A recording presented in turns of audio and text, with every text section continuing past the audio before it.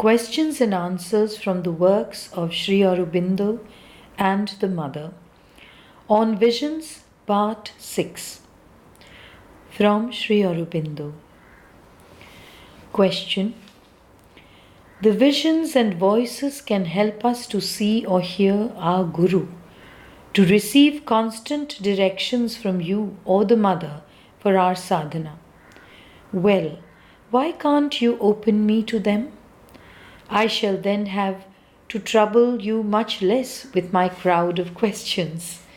With this faculty, you will always appear before me and talk to me. Answer.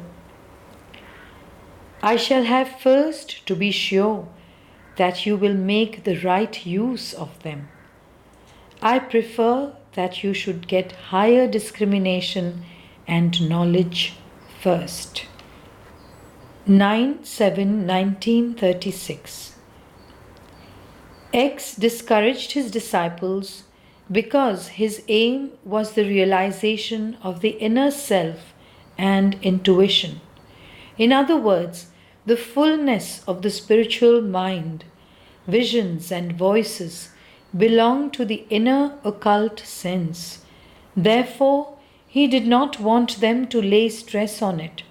I also discourage some from having any dealing with visions and voices because I see that they are being misled or in danger of being misled by false visions and false voices. That does not mean that visions and voices have no value. 9/7/1936. He has caught indeed a vision of the eternal, a vision of triune glory, a vision in the furthest beyond of transformed supernature, but the vision is not a reality yet. 1944. Better write not on its highest peaks a concrete embodied reality as yet. Something has come down of the power or the influence, but not the thing itself, far less its whole. On poetry and poetic vision.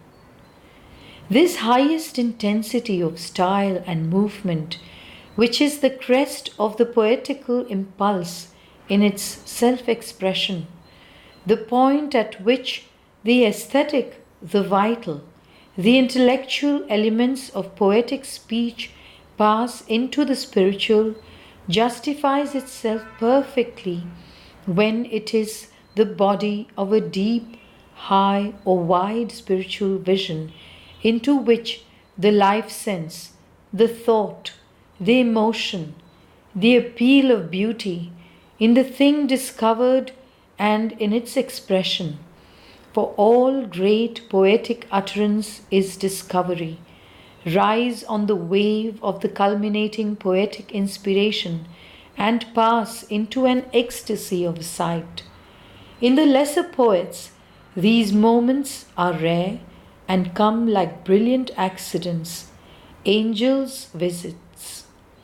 In the greater, they are more frequent outbursts, but in the greatest, they abound because they arise from a constant faculty of poetic vision and poetic speech, which has its lesser and its greater moments, but never entirely fails these supreme masters of the expressive word.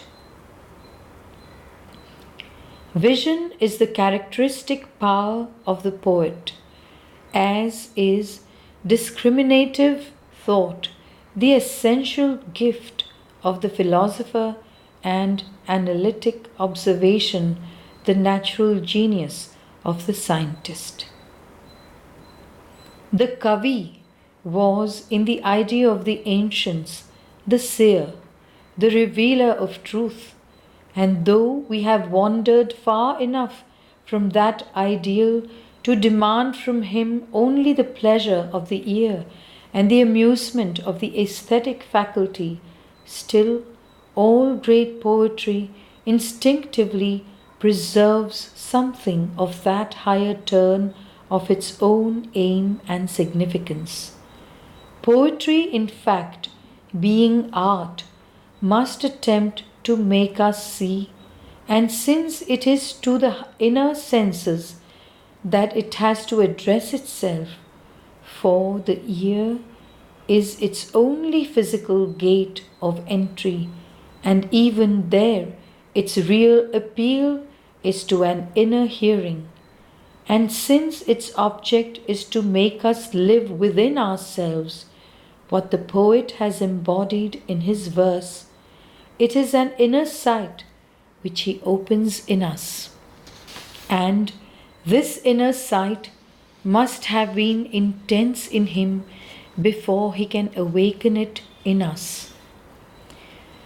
Therefore, the greatest poets have been always those who have had a large and powerful interpretative and intuitive vision of nature and life and man, and whose poetry has arisen out of that in a supreme revelatory utterance of it. Homer, Shakespeare, Dante, Valmiki, Kalidasa, however much they may differ in everything else, are at one in having this as the fundamental character of their greatness.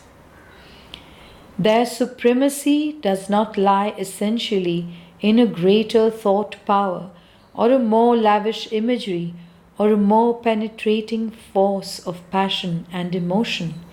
These things they may have had, one being more gifted in one direction, another in others. But these other powers were aids to their poetic expression rather than its essence or its source. There is often more thought in a short essay of Bacon's than in a whole play of Shakespeare's, but not even 100 cryptograms can make him the author of the dramas. For, as he showed when he tried to write poetry, the very nature of his thought power and the characteristic way of expression of the born philosophic thinker hampered him in poetic expression. It was the constant outstreaming of form and thought and image from an abundant inner vision of life which made Shakespeare, whatever his other deficiencies, the sovereign dramatic poet. Sight is the essential poetic gift.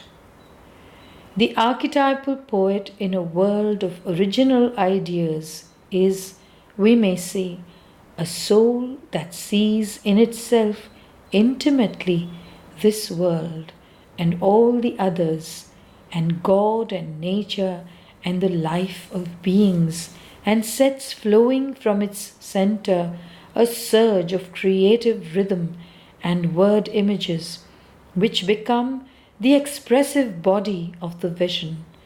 The great poets are those who repeat in some measure this ideal creation. Kavaya Satya Shruta, seers of the poetic truth and hearers of its word.